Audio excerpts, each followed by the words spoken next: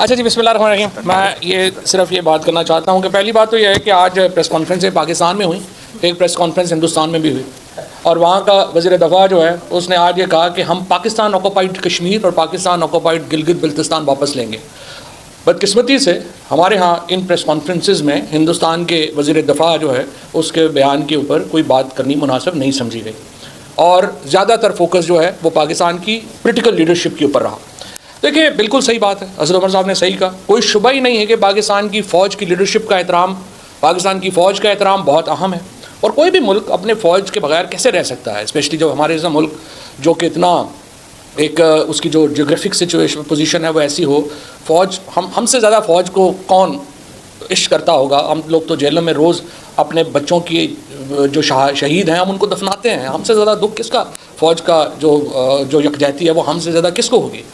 लेकिन देखिए, बड़ी सिंपल बात है, हमने एक तय करना है। आप अपने करियर चॉइस करते हैं, आप अपनी ज़िंदगी चॉइस करते हैं, कौमें अपना जो नुक्ता नज़र है या फ्रेमवर्क तय करती हैं। आपने फ्रेमवर्क तय करना है, क्या पाकिस्तान को हमने एक जमहूरी मुल्क बनाना है या हमने बर्मा या जो नॉर्थ कोरिया है उसके मॉडल पर इस्तवार करना है। आधा तितर आधा बटेर नहीं हो सकता।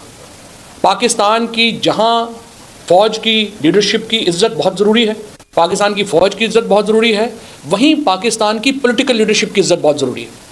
पाकिस्तान की आवाम के फैसलों के सामने सर तस्लीम खम करना ज़रूरी है। नो कॉन्फिडेंस मूव के बाद 2 दफ़ा पाकिस्तान के लोगों ने फ़ैसला दिया है, पंजाब के इंतखाबात में, उसके बाद जो अभी इन्होंने अपनी मर्ज़ी से ख्वाजा आसिफ एंड कंपनी ने जो हल्के चेंज कराए थे, 2 दफ़ा पाकिस्तान के लोगों ने 2/3 मेजॉरिटी से इमरान खान के बयानिए को जो है वो वोट किया है और उस वोट के ऊपर बल्कि 3/4 से 2/3 से भी नहीं, उसके बाद उसके ऊपर सर तस्लीम खम किया जाना चाहिए था। मैं जो आज ISPR की जो हुई है प्रेस ब्रीफिंग, उस पर काफ़ी सच्ची बात यह है कि धचका पहुंचा है। देखिए ना, ख्वाजा आसिफ की प्रेस कॉन्फ्रेंस होती है, राना सनाउल्लाह की होती है, हम पॉलिटिकल पार्टी, हम एक दूसरे को जवाब दे सकते हैं, उनको भी दे सकते हैं, लेकिन हम इदारों की प्रेस कॉन्फ्रेंसेस का जवाब तो नहीं दे सकते, ना ही उनको देना चाहिए। सो ये एहतराम का, इज़्ज़त का ताल्लुक जो है ये बरकरार रहना चाहिए। ये ज़रूर नहीं है कि हम कोई जो है वो इसका जवाब देने शुरू हो जाएं और वो इसके ऊपर बातें कर। 2 बातें के ऊपर उन्होंने बात की, साइफ़र की बात की, शाह महमूद कुरैशी साहब ने बड़ी तफसील से साइफ़र आपके सामने रखा, कोई प्रॉब्लम नहीं, हम तो कह रहे हैं उसकी तहकीकात कराएं। तो सवाल तो चीफ जस्टिस पाकिस्तान, यही मैं कह के थक गया हूँ, रजिस्ट्रार सुप्रीम कोर्ट हमें बताए ना, सदर ममलिकत से बड़ा कौन सा ओहदा है पाकिस्तान में। सदर ममलिकत ने उन्हें लेटर लिखा है कि आप इसकी तहकीकात कराएं, आप क्यों तहकीकात नहीं करा रहे हैं, हमें तो समझ ही नहीं आ रही।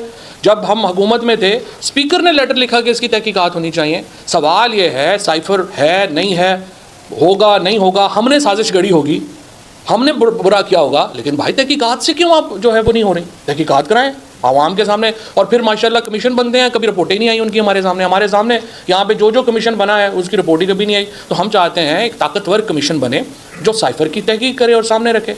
यही मामला जो है वो अरशद शरीफ का है।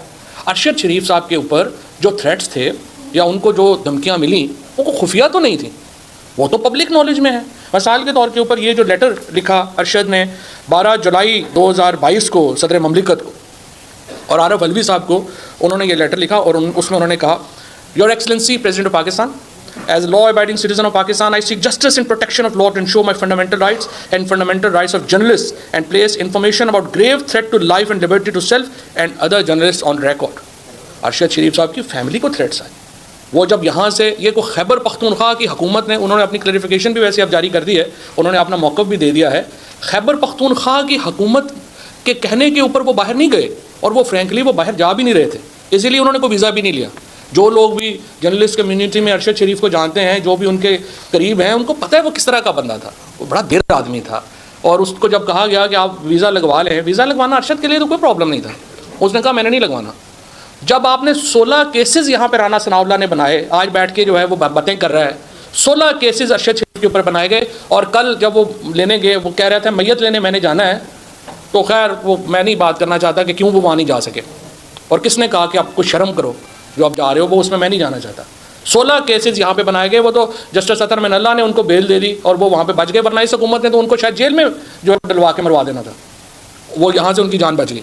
और राना सनाउल्लाह की जो तारीख़ है वो हम सबको पता है, हमने तो नहीं कहा, अबद शेर अली के वालिद कह रहा है उसने 22 लोगों को कत्ल करवाया। और उसके बाद अब इंतहाई बेशर्मी और ढिठाई से प्रेस कॉन्फ्रेंसों पे प्रेस कॉन्फ्रेंसें कर रहे हैं। 16 केसेस यहाँ पे बनाए, और जब ये गए अरशद शरीफ, तो इमरान खान ने जब उनको कहा, इमरान खान साहब ने मुझे खुद बताया कि उन्होंने कहा कि तुम चले जाओ, तो उन्होंने जाने से इनकार कर दिया। अरशद बाद में जब गए, जब उनको पाकिस्तान में बोलने ही नहीं दिया जा रहा था, उनके ऊपर बैन लग गया था कि किसी टीवी पे नहीं आना, कुछ नहीं करना, वो सिर्फ बोलने के लिए बाहर गया, वो जान बचाने के लिए बाहर नहीं गया। उसको तो पता था बाहर और अंदर का क्या मसला है, यहाँ पे क्या प्रॉब्लम है। तो इसलिए पहली बात तो ये है कि अरशद शरीफ के ऊपर जो ISPR ने आज बात की बड़ी खुशाइन है। उन्होंने कहा तहकीकात होनी चाहिए, और उसके साथ उन्होंने जो एक और बात कही है, उन्होंने कहा कि जो UN के तहत या इंटरनेशनल जो बॉडीज़ हैं उसके जो एक्सपर्ट्स हैं, लोग हैं, उनको शामिल किया जाना चाहिए। ये बड़ी अच्छी बात है। देखिए, इसमें 3 ममालिक शामिल हैं। पाकिस्तान के अंदर तो यही तहकीक होगी ना कि पाकिस्तान से बाहर भेजे उन्हें क्यों जाने पर मजबूर हुए, जो ज़्यादातर लोगों को पहले ही पता है क्यों मजबूर हुए, किसने कहा, कैसे हुआ, ये कोई राज नहीं है। उसके बाद UAE से उन्हें जाने के लिए कहा गया या नहीं कहा गया, ज़ाहिर है इसके लिए UAE की हमें जो है वो चाहिए जुरिसडिक्शन। उसके बाद कीनिया में जो वहाँ पहुँचे और वहाँ पे जो उनकी शहादत हुई है, उसके लिए कीनिया की जुरिसडिक्शन चाहिए। तो आपको 3 मुल्कों की जुरिसडिक्शन जो है वो चाहिए, जिसके लिए एक इंटरनेशनल प्रोब होना, इंटरनेशनल इन्वेस्टिगेशन होना बहुत जो है वो ज़रूरी है। इसी तरीके से मैं ये समझता हूँ कि जो देखिए, जो हमारा लॉन्ग मार्च का मामला है, या ये मामला है कि हमने जो अपनी हमारी पॉलिटिकल स्ट्रगल है, ये हमारा फंडामेंटल राइट है। अगर आप एहतजाज का हक ख़त्म कर देते हैं, आप जमहूरियत ख़त्म कर देते हैं। फिर आप जमहूरियत नहीं, आप कहें कि नहीं कि पाकिस्तान में जमहूरियत नहीं है, हम कोई और सिस्टम जो है वो लाना चाहते हैं। लेकिन अगर जमहूरियत है तो फिर देखें, ये नहीं हो सकता कि पाकिस्तान के लोग कोई और फैसला करें और हमारी अशराफिया कोई और फैसला करे। ये जो बिलावल भुट्टो जब यहाँ पे लाहौर में आता है तो उसका वरीयन और हो जाता है, इस्लामाबाद पहुँचता है, पता लगता है मेरे केस लगे हुए हैं, अबू बताते हैं कि बेटा ये नौकरी ते नाल नखरा नहीं हो सकता, इस तरह ना करो। 3 दिन हो गया माफिया मांगी जा रहा है, इतना बड़ा इनकलाबी। बात ये है, ये लोग सारे मजबूरी में ये प्रेस जो कर रहे हैं ना, इनके ये मजबूरी में कर रहे हैं। एक ये शहबाज शरीफ का, नवाज शरीफ का, मरियम का, सबको करैक्टर पता है, सबको पता है ये फ़ौज के कितने सगे हैं। डॉन लीक्स से लेकर के मेमो गेट से लेके इन सब का हमें पता है, इनकी पाकिस्तान से वफादारी का भी सबको पता है। इसलिए फ़ैसले पाकिस्तान के अवाम को करने दें।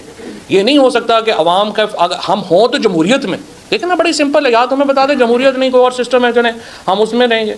आप कह रहे हैं कि जी जमहूरियत होगी, लेकिन फ़ैसले पाकिस्तान के अशराफिया के पास होंगे, बंद कमरों में फ़ैसले होंगे। ये आधा तितर आधा बटेर नहीं चल सकता। हकीकी आज़ादी का जो इंशाअल्लाह मार्च है, कल से शुरू हो रहा है। पाकिस्तान के अवाम उस मार्च में एक दफ़ा फिर ये साबित करेंगे कि वो पाकिस्तान में जमहूरियत के साथ खड़े हैं, शख्सी आज़ादियों के साथ खड़े हैं। पाकिस्तान का मुस्तकबिल एक जमहूरी मुल्क का है। पाकिस्तान का मुस्तकबिल शख्सी आज़ादियों के ऊपर है, जहाँ पे आज़ादी इज़हार राय की आज़ादी होगी, जहाँ पे हर शख्स को बात करने की आज़ादी होगी, और वो गायब नहीं हो जाएगा, वो कत्ल नहीं हो जाएगा, उसको मार नहीं दिया जाएगा। ये वो पाकिस्तान है जिसकी स्ट्रगल है, और इंशाअल्लाह कल से इस जदोजहद का आखिरी फेज़ शुरू होगा।